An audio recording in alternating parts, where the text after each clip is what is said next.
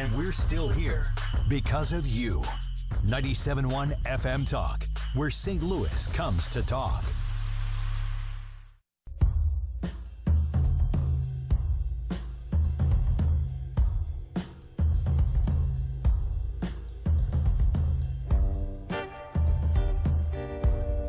Welcome to Insider Talk. I'm your host, Rodney Boyd. Our guest today is Dr. Art McCoy, recently retired, but not finished with a lot of great work in the space of academic excellence. Dr. McCoy, welcome back to Insider Talk, sir. It's always a pleasure to be with you, Rodney. You know, you are one of those people that your work and your passion and your faith all align in such a synergistic way to you have had a tremendously positive and constructive impact in the St. Louis region.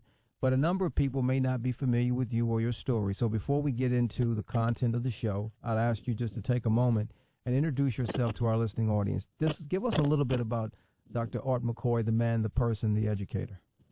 Well, first, I want to say it's a pleasure to be with you, a man of distinction, and with your audience. Your listening audience is always the best, the brightest, and the people who are on a mission. And so I am the youngest certified teacher in the state of Missouri, certified at age 18 as a substitute teacher, and certified at age 19 as a mathematics high school teacher. Started teaching at Rockwood School District at 19, had the keys to that $27 million entity, and had 10 kids who were older than me that I was teaching.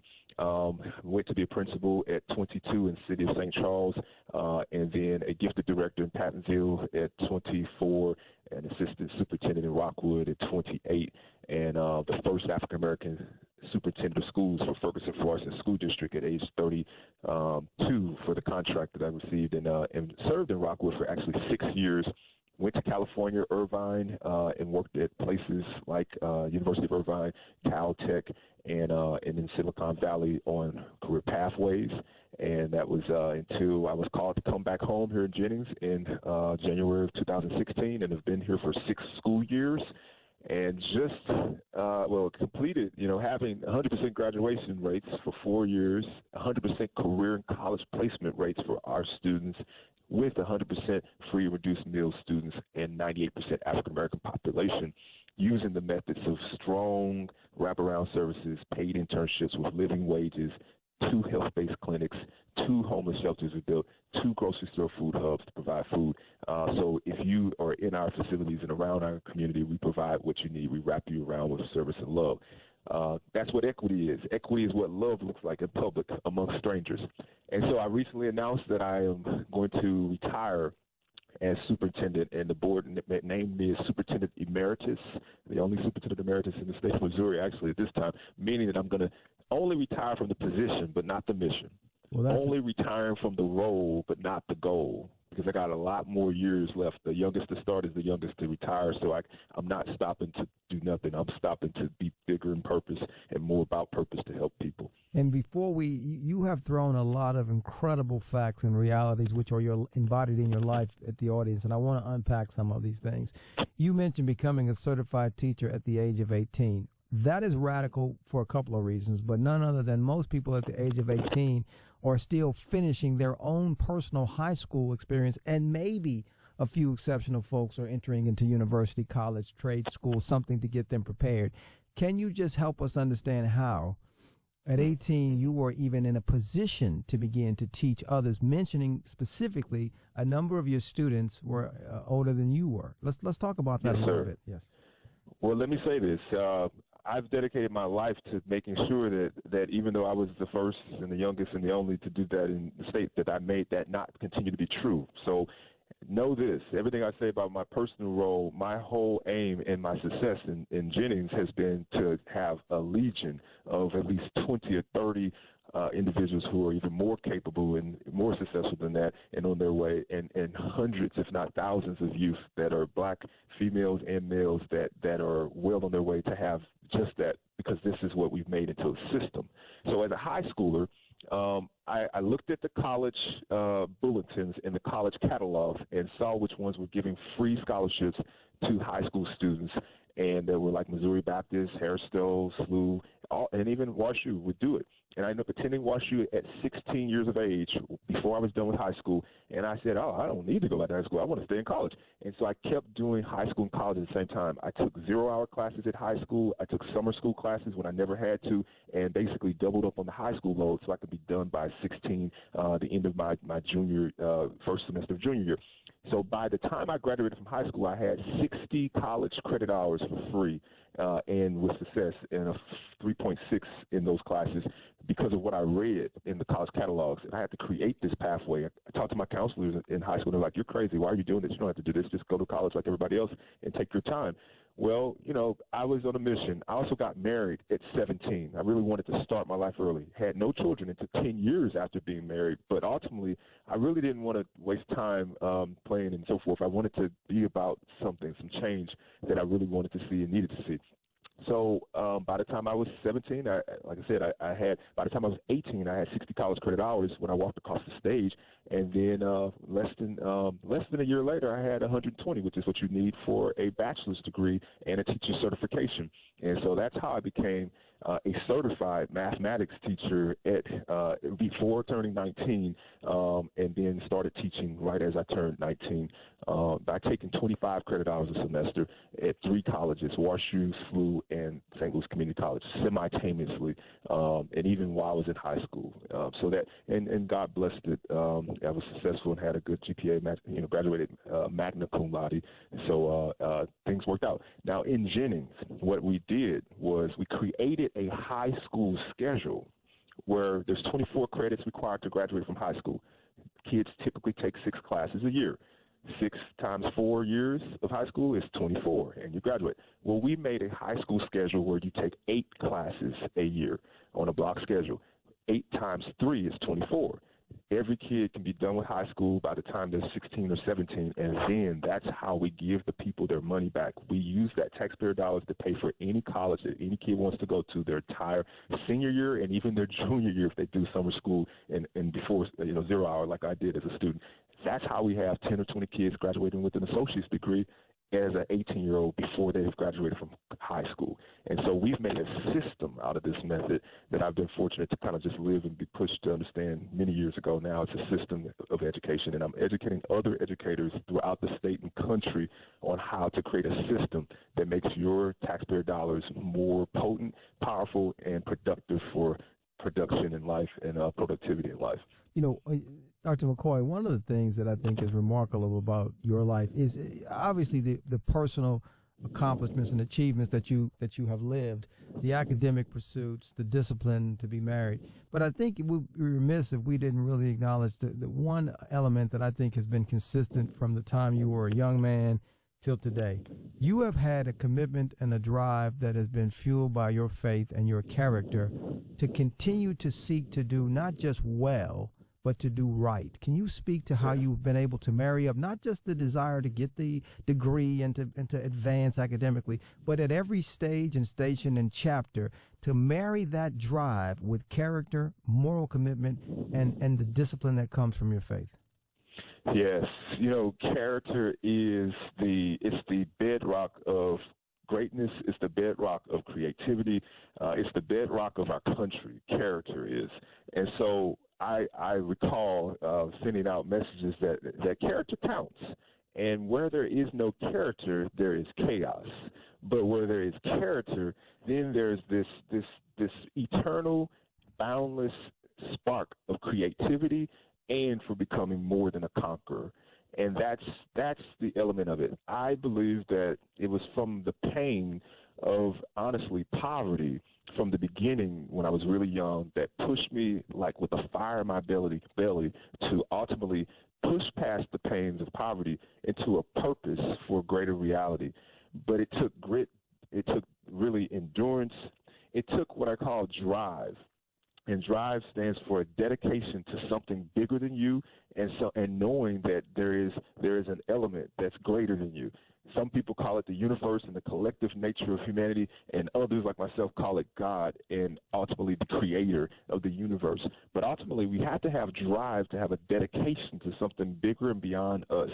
Then in our drive, dedication then leads to rapport and relationships.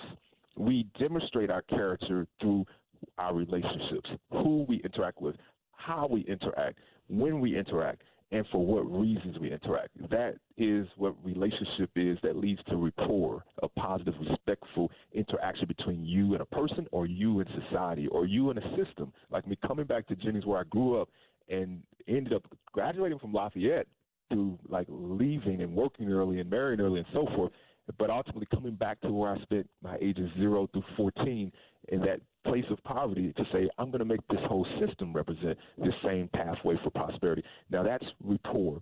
Then there's, I, for not just intellect, because character, you can have smart people that have no character, and Amen. You have basically people who can kill and be disruptive and destructive. These are people who divide. They don't multiply. These are people who subtract. They don't add to society. That's what intellect is without character.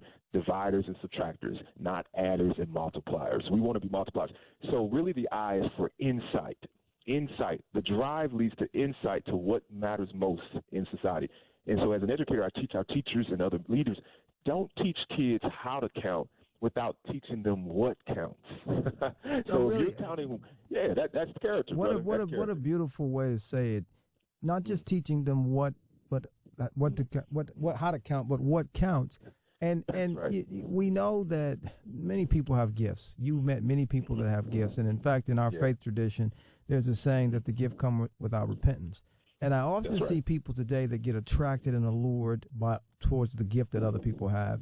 And we see time and time again talented people in the entertainment world, sports world, political world, even religious world, where they have the lapse in character that brings down the whole enterprise that was once the shining beacon of what they stood for.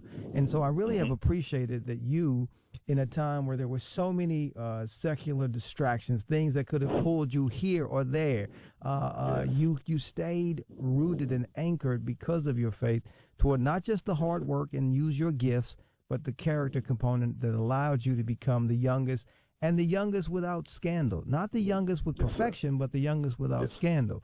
And you've been able to remain, you mentioned early, in a time where people have a difficult time maintaining traditional relationships. You've been married now for how many years? 26 years. 26 years. And blessed years.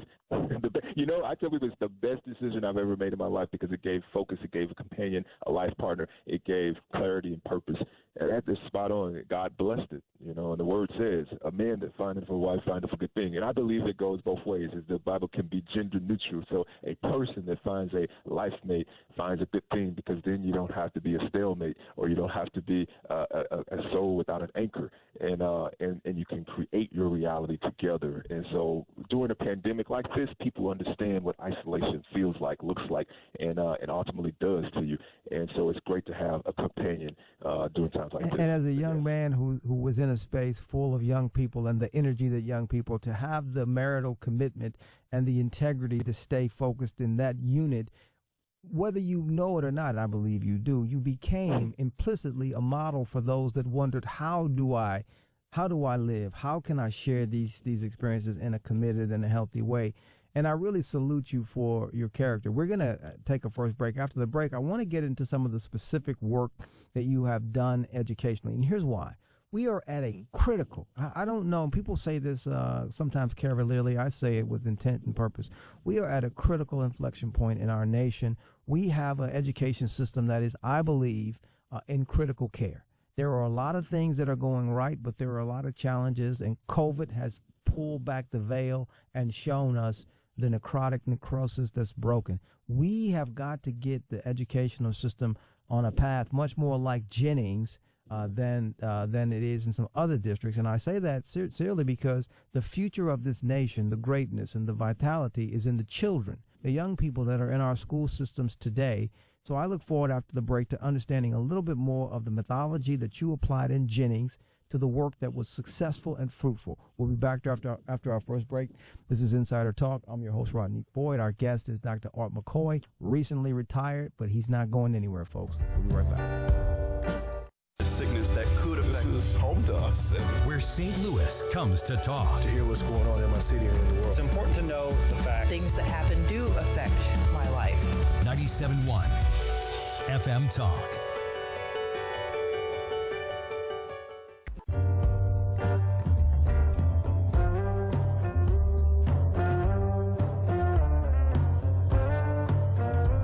Welcome back to Insider Talk. I'm your host, Rodney Boyd. We're talking today, this Sunday, with Dr. Art McCoy. If you don't know him, Google him. He is a young man that has lived a life of accomplishments without compromising his character, his faith, and his integrity. Amongst the youngest educators in the state, certified at 18 to teach, and never look back. And Dr. McCoy, the beauty of your story is you worked very hard, you're very disciplined, and you were able to achieve things because of your work ethos, and the character that you maintained throughout your career has given you an impeccable set of credentials. Now you're amongst the youngest retired and the first ever superintendent emeritus of the Jennings School District where you grew up. But you know acutely the crises, and I say that because crises doesn't always mean doom. It also means a point of opportunity, right? We're at a critical point where we have to really take a look at our education system, our public school system, writ large, not just in the city and county, but across the country. You were able, and I'll let you tell it, you were able to come into the Jennings School District at a time where Jennings was trending in the right direction. But any trend can take a turn, as you know, in the wrong direction. You came in when the district was trending in the right direction. What were some of the things that you understood must be done? And I'll put this context to it. You know, you and I, I'm a little bit older than you, but we're about the same age, and we remember days of old where the community was very different, where you had a strong core of neighborhood, had nothing to do with wealth, but everything to do with ethics, right? The character of the community. Strong core of neighborhood. The church was viable. There were some businesses that were viable, and there was a sense of connectivity and mobility that you could move through the neighborhood and be accountable. The neighborhoods today don't look anything like the ones that we grew up in. And, and Dr. McCoy, a lot of the institutions that we used to be able to count on, the neighbor admonitions from the neighbor 2 or 3 doors down, gone. So you come into the academic space in a time when the institutions in the neighborhood, regardless of the socioeconomic context, is devoid of a lot of those institutional supports. And how do you grapple with that, and how did you specifically deal with the needs of students in this new normal that was different than the one we even grew up in? Yeah, definitely. I got a lot to pack in, so I'm going to speak quickly, but your audience is brilliant, so I know that we will all get what we need to get and what we come for. So first, to that question, character is still the focus of my answer. And I gave your audience the first letters to the drive that's needed for character, and I said dedication, and I said relationship and rapport and insight versus just intelligence. But the V and the E stand for vision. And so for the character of a country, the character of a community like Jennings or the city of St. Louis, to not be crime-ridden but to be success-ridden, it requires vision, because without a vision, the people perish. We know that to be the word, and that's a part of our drive that shows our character. What is our vision? Is my vision to have thugs and have people on the streets that is carjacking, or is my vision for the young people to serve food as they are right now? As we are hearing this, there's food pantries going on where the youth is giving food to the youth, are giving food to the parents and the people in need right now, and seeing those adults look at them and say, thank you for feeding my family, and that young kid is saying, wow, this adult smiled at me and said thank you to me. That's better than them frowning, being scared, and running to the other side of the street because they think I'm going to steal their car. And that's vision. When we have that vision for our community, street by street, block by block, school by school, classroom by classroom, district by district, then that vision drives a community towards success. And the E is for engagement and empowerment for equity. So how do you make that happen in your personal life? You engage. How do you make that happen personally for your success? You get empowered by people who can help you. And how do you make that possible in a community? You engage and you get empowered for equity, because equity is what love looks like in public amongst strangers. And so how did I personally do that? When I came here, the district and the community was trying and was trending in the direction to go from provisional accreditation, like our neighboring districts, Riverview and Normandy, which is still provisionally accredited, to full accreditation. And when I did come back, the state announced, okay, you beat the threshold of 70% of the points being met to be fully accredited. You got that. And then the board asked me one specific thing, Dr. McCoy, can you take us to accreditation with distinction? So not a C, 70%, but an A, 90% or more. And I said, with the help of all of you and God, yes, we will. Yes, we can, and yes, we will. Which leads to the point, nothing great happens alone. There is no I in success, People say there's no I in team, but I challenge and beg to differ. There is an I in team because you have some big-headed leaders on teams, and they take that T in team and they dissect it to make it two I's, one vertical, one horizontal. Two I's, the big-headed leader of the team.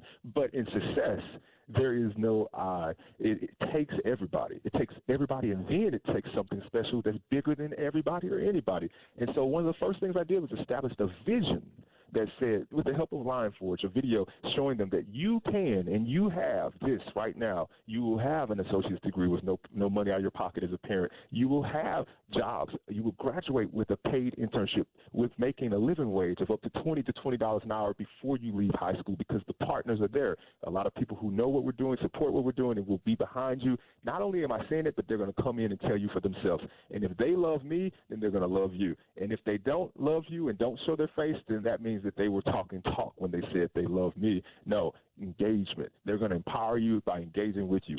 When those first kids got a $20 an hour internship with Herrick, and then that kid brought a Gucci bag and brought it to school, and Sue's like, how'd you get a Gucci bag? Well, I'm making $20 an hour. I'm working full-time. This is more money than my mama makes. And they're like, man, this really does work. And so word of mouth got it from materialistic reasons, and then it pierced into their heart, and they saw a new vision as students and as parents. Parents begin to ask, can we get these internships? Yes. Let's get you into the BUD program, Building Union University. Let's get you into a culinary program with Jimmy Williams and through the McDonald University, starting at McDonald's and then going to the university. Let's make these same partners for our kids available for our parents. And then I didn't have to sell it because there's no success. There's no I in success. The success sold it, and everybody wants to be on a winning team.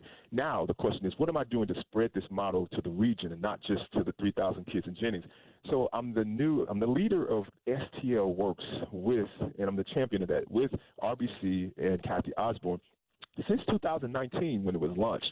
And that whole initiative was to spread this method to neighboring districts to understand that you can have the drive for success through paid internships, through mentorships, through apprenticeships, but more importantly, through giving 10% to 20% of your curriculum time as a school district to the business community and faith community and others of character to help mentor and develop future productive citizens. And so we teach citizenry. We make sure they advocate. They meet their mayors. They meet the city council people. They meet the governor. They go to the House and meet with the House of Representatives. They advocate. They get the vote out for the census. And that's their engagement as a citizen. Because the citizens today, even though they may be able to vote tomorrow, but then we also engage them in productive work, knowing the businesses, knowing what they need, knowing who they are, knowing what scholarships are there, knowing that they will invest in you if you show your value, know your value, and walk and be your value. And so that's what we're doing throughout the region in school districts. I've partnered with like University City, school districts like the city of St. Louis, which is going to be actually doing even more of that as we speak for the up and coming years, and school districts like Rockwood, Parkway, Pattonville, Rittner. They are all on board for earning and learning curricular options. But not only that, we've done health-based clinics. I've supported that in Hazelwood as well as in Riverview with the help of Rick Stevens, Children's Hospital, as well as Express Scripts and Cigna, helping them to raise money to do that with WashU, and also serving on the board of BJC Children's Hospital. So raising STL, raising newborns, nurses for newborns, all of those programs help with the healthcare needs, wraparound services, not just in Jennings, but in all of the St. Louis metropolitan area. So we're taking this at scale throughout the state. I'm pleased to serve on that Jobs for America's Graduates Board that the governor actually chairs with his wife, and to help jobs for children in rural areas and in urban areas all throughout the state. Because what's the best way to stop a bullet? Well, with the career and a life coach. Those two C's can stop bullets. Let me put it this way.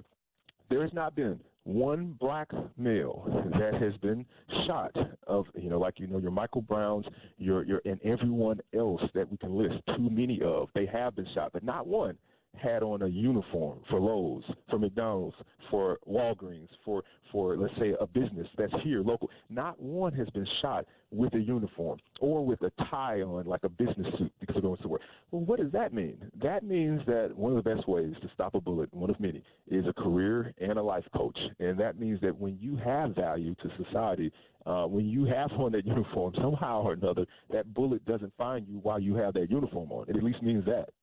Dr. McCoy, one of the things that you did very, very cleverly and wisely, probably a better word, was you saw the students' needs. And it's interesting to me when we're trying to help people, sometimes there's an idea that, well, I'm going to help you through this mechanism because this is the way I can help you. Other times it's like, let me look at you as a person and see what your needs are. And in order for me to educate you, I might have to meet your hunger need. I might have to meet your trauma need, your lack of social support need. And you did some things at Jennings that seem to be so commonsensical that aren't happening in other districts. The food bank, the homeless shelter. If you have a child that does not have dinner at all because there's no food at home or at no home, you understood intrinsically that in order to help that child with an education, you had to also find a way, out of no way, to meet those needs. Talk very briefly about how you address the needs of the children while at the same time educating them through the food bank and the home. That's really good. See, I said what equity means in a poetic way. It's what love looks like in public among strangers, but it also means meeting needs at the speed of the need. And so what we had to do, and you asked the question, and I'm going to answer this one too, but I'm going to answer both questions, how we moved during the pandemic and also how we met needs, because there's no better way to explain this than to explain our pandemic story. We were the only school district in the state, in the St. Louis area, county or city, that opened as early as April of 2020 for first responders, July 2020 for all students for summer school, and August on time for all students to come during the middle of the pandemic.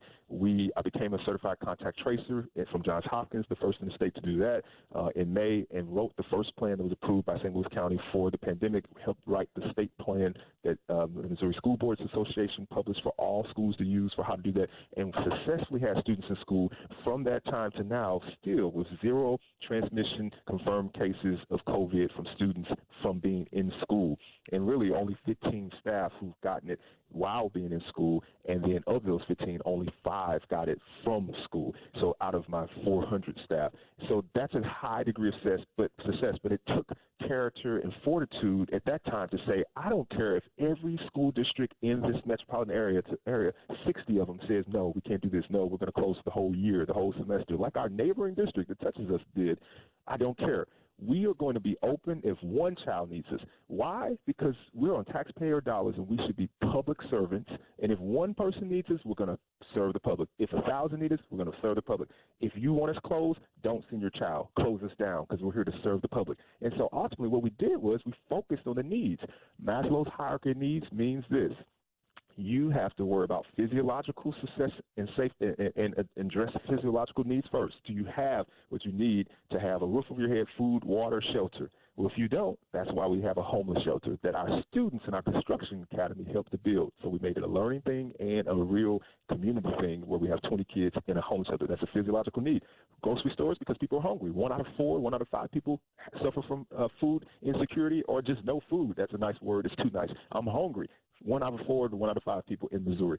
So the point is that's the physiological need. Then you have your safety needs. Is it safe? Well, during COVID, how do we help with that? We'll become a contact tracer, really quickly understand 6 feet distance, wearing a mask, having ventilation, not having physical contact with other people, alternating days, having low classroom sizes, like 14 or 15 to 1 in a 600 square foot or more room, those kind of things.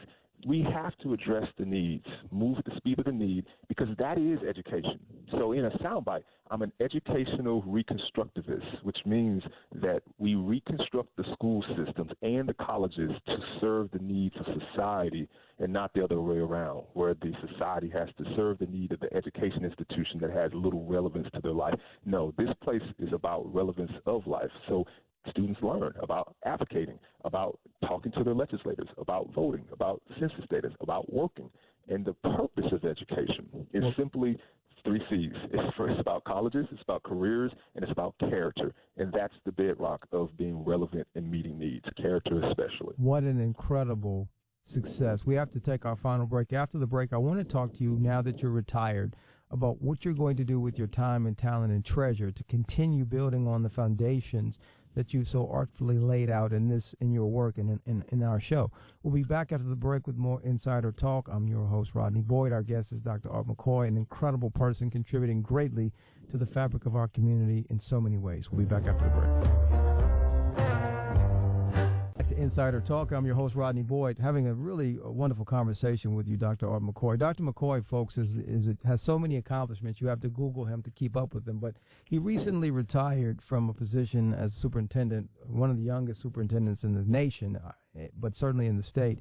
Very accomplished life, a life that has been well lived, but is a life that is full of yet work to do. Dr. McCoy, you're a very young man, and I'm proud that you've been able to start your career, as you said earlier, sometimes first in, first out. You remind me of one of those military friends of mine that's retiring in his 40s as a lieutenant colonel, and now the world and the service opportunities are innumerable. You've done it through education, being one of the youngest teachers, certified teachers, one of the youngest officials, and now one of the youngest superintendents to graduate. But you've done more than just achieve those things for yourself. You've done the types of things through your leadership that has really planted seeds of hope, fruits of prosperity, and blessings for so many of our children. And you've done it all against the backdrop of norms that said you should not have been successful. So I thank God for his grace on your life. But I'm also excited about the potential and the things that I know you're in the presence of embarking on.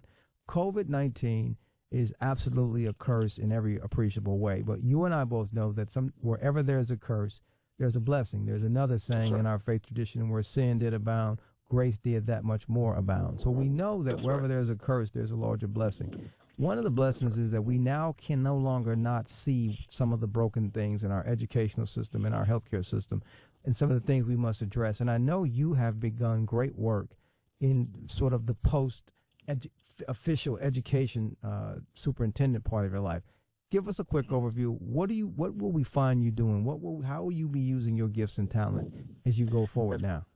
That's a very great question. I have 5 different things that we will certainly always focus on, and that is, of course, first, education, enlightening minds, and empowering people and engaging people.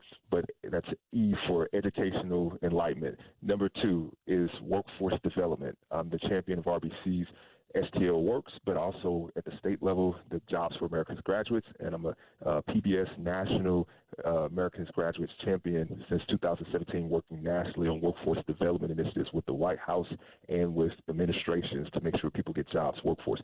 Mental health and trauma. I'm a national advisor to the Mental Health America organization in Washington, D.C. to help with the mental health of everyone. Since the pandemic, everyone has been traumatized. Before the pandemic, 7 out of 10 people were traumatized before March 2020. But since March 2020, everyone has experienced some form of isolation, separation, anxiety, and trauma, secondary or primary direct trauma. So I'll be working on mental health continuously, just like when we created 2 health-based clinics, and I've been a champion for STL.works, for raising STL, which is nurses for every newborn mother to have health care support and more. But that's bucket number 3. Bucket number 4 is DIE, diversity, inclusion, and equity. I don't call it DEI and I don't call it DD. I call it DIE, because if your business does not become diverse, inclusive, and equitable, it will die. If your community doesn't become more diverse even of thought, but diverse nonetheless, more inclusive and more equitable, the community will die. You will see people leaving, gentrification, and things not there, and ultimately that would and could and used to be there. And so we cannot die. The country cannot die. We must live. And so I want to give life through educating about DIE. Ultimately, and then lastly, leadership. I will be focusing on leadership goals, opportunities, and mentorship, coaching other leaders to be stronger leaders, and still exercising my own leadership. All right. Now, having given those 5 buckets, what particular things and people will I be partnering with? Because greatness never occurs alone. It takes more than one to have anything great. And greatness means when someone or something is grateful for your contributions in being in their life or in their presence. That's what I define greatness to be. It's not how much money or fortune. It's about how great, the degree of gratefulness people are for the contribution you made. So I'm pleased to announce here, first time publicly on this show, that St. Louis University named me as their first distinguished fellow of the School of Education, and I will be immediately working with them this month and moving forward on establishing an institute, a National Institute of Equity, establishing better education for their students and more, being an ambassador here and beyond, working on other things. Now, I'm also the third fellow, distinguished fellow, who's named this, of the Research Institute of St. Louis University, which is focused on geospatial sciences and on a National Center for Location Sciences to work hand in hand in concert with the NGA, which is the $2 billion institution that's being placed in St. Louis City, where there'll be a classified version, which is the NGA, and then there'll be a non-governmental version to support individuals to actually have us all have inclusive prosperity, so that those that may not have had access, privilege, money, and of some fortune, but maybe more poverty, will have access and opportunities for more fortune and more productiveness. So I'll be working very closely on the creation and the multiplication of the NGA-related programs. I'm very pleased to be working with David Stewart, working side by side with him on a legacy initiative ultimately called ASTRUM-U. Absolutely. ASTRUM stands for Latin for stars, and U stands for university. So we know that we have many stars, many diamonds, hidden diamonds, people who have talents, but we need to create an incubator space for leadership. And so ASTRUM-U is that platform that's it's on phones, it's on the internet, and it utilizes big data, it utilizes AI, artificial intelligence, to ultimately give the best information, life coaching, and examples, and programs and people to connect with, so that you can reach the stars as an individual that's gifted. And so those are just a few of the things that I'm already engaged in to make sure we hit those 5 buckets in a global way, worldwide. I'm working with Dubai and Singapore and 11 other countries on how to get students back in school, just like we did here in Jennings as the first and the only to open up fully for school-wide. Dubai reached out to me, saw one of my webinars from Washington, D.C. with Mental Health America, and said, can you help us get 300,000 students back in school? And I said, by all means. And so we've been working hand in hand on that, and then proliferating that content to 11 other countries that they serve and work with, from Turkey to the UE to Germany to beyond. So that's some of the work that I will continue to engage in, while still being right here in St. Louis, helping home always to have this and more. And I'm humbled to be able to be a part of that work. I will tell you, you are another one of these people that has taken the word retirement and just gutted it from its traditional meaning and filled it with a whole new meaning that has nothing to do with the concept of ceasing a career. What you've done is made it. They should stop calling it retirement and call it transition from transition period, because it's impressive. I mean, but you're a person that what you're doing in so many ways is what you're called to do. It's a calling on your life. I don't think it's a coincidence that at 18 you ignored the traditionalist that said, whoa, slow down and take the traditional route. You had a sense of urgency. I often find people that have a calling on their lives, whatever that calling is, they have a sense of urgency and a resiliency about what it is they must do that often seems odd to people who are more traditionalists. Not odd to them, and not odd when the fruit is born out of their life. And I see that call on you, and I can look back in periods when I didn't even know you and see you driven by this call to do this work because of the fruit that it must bear. One thing that I will tell you that's been quite remarkable getting to know you is you have the ability to work across. You touched on it today. Political, we get caught up today in a we-they culture, right? Us versus them. Not understanding that the house divided cannot stand. Not understanding that we are one people, whether we fight ourselves or not. We're tied. We're tethered together by a common destiny that put us in this existence right now. I often think of how remarkable it is that you and I live in this moment. We talked offline the other day that we weren't born in 1850 or 1750, but we were born now. We're born now because fate and God has put us in this space and in this time continuum for this work, for this moment. And it's wonderful to see someone take it so seriously at such a young age. Young people today often are rudderless, is a word I like to use. It's not that they don't want to. It's not that they're not going anywhere. They're just not going where they need to. That's right. That's right. That's so true. Well, first to the point of retire, I've defined retire to mean this: retiring yourself. So tiring yourself again. doing what you love, doing your purpose. I love it. And so that's why it is essential that we teach every child and every adult to find and know your purpose. Because when you know your purpose, then you know what to say no to. And you can say no to anything that's not in alignment with your purpose, that's not in alignment with on the path and the people and the places and the positioning of your purpose. And so we have to be purpose-driven. We make our students in third grade write what they want to be. And it's like, who are you? Where are you going? And what help do you need to get there? That's how we spend our first month in school, having teachers help them with that broad of an analogy. Then every content aligns that. Math, English, science, social studies aligns that. Who are you? Okay, this is who you are. Write it, speak it, say it, multiply it. How many are like you? Where are you at? So forth. And then know it. And then but that's what we have to do as an adult. That's what we have to do as a country. That's what we are really working on right now. I'll say a soundbite on that, and that is this. With the election results of 51% for one candidate, Biden, 47% for another candidate, and questions about those percentages, one thing we know is true.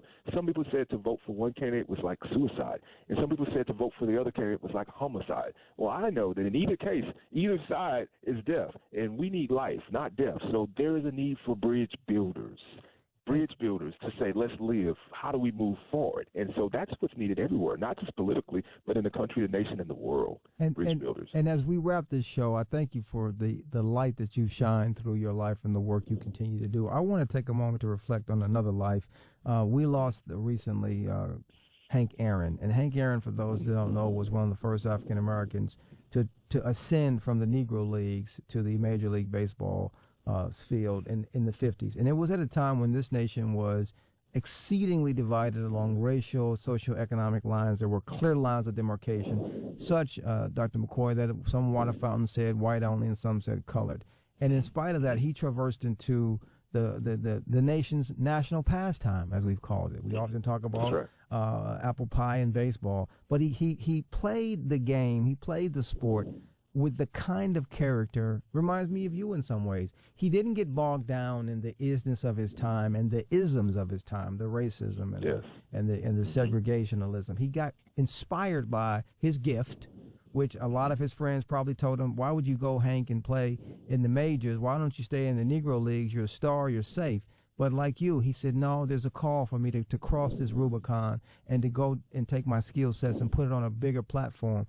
And because he did that, and because he did it so well, he was able to retire in 1974, and he received the Hall of Fame status as one of the first African Americans acknowledged for home run records. But I want to say to people, he was so much more than just a guy who played a game. He was a person that took a gift and a skill set, applied it to a time when it was needed.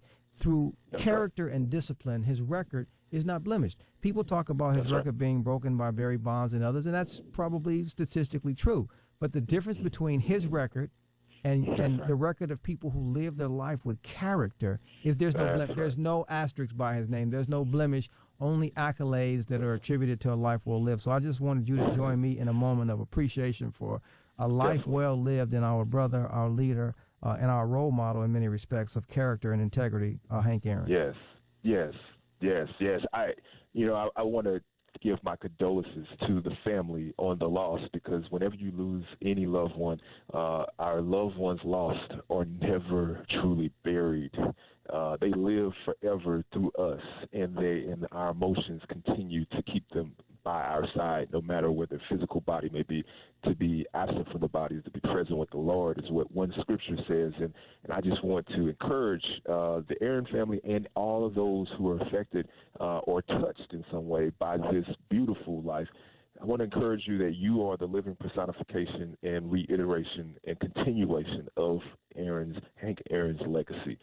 You have a charge. If you feel it in your spirit today, if you have the tear in your eye today, if you recall the purpose and the person that he was and is to us in history, you have a charge in your life to continue that legacy in your own special way. It may not be on the baseball field, on the diamond, but it may be in the courtroom or in the business room or the corporate suite or just on the plain old streets, loving one another. One quote that I remember from Hank, who lived a good life to 86, which exceeds the mortality rates of African Americans for sure. God blessed him with his years of service that the word promises, if you live right. But he said this. he said, yeah, Babe Ruth was amazing. I don't want people to forget Babe Ruth. I just want them to remember me. And that was in the heart of people throwing racist epithets at him, saying things that were rude, saying, you know, who do you think you are? How dare you? Well, a black man beat the poster child for baseball's record, which was the highest, 714 in 1974, slightly before I was born. And then he finished his career with 755 home runs. And we've got to wrap, but I'll say this: you have finished your career and begun a new chapter in a way that will continue to build on the impeccable legacy that we are proud to know that you've done. So I want to thank you for joining us today. The hour is upon us, but we will have you back to continue to talk about the work and the legacy that you are building in your own right. Thank you, my brother and my friend. We'll talk to you soon. God bless you, brother. It's been my pleasure. Thank you. And folks, thanks for tuning in. Join us next week for more Insider Talk. Until next Sunday, have a blessed week. I'm your host, Rodney Boyd.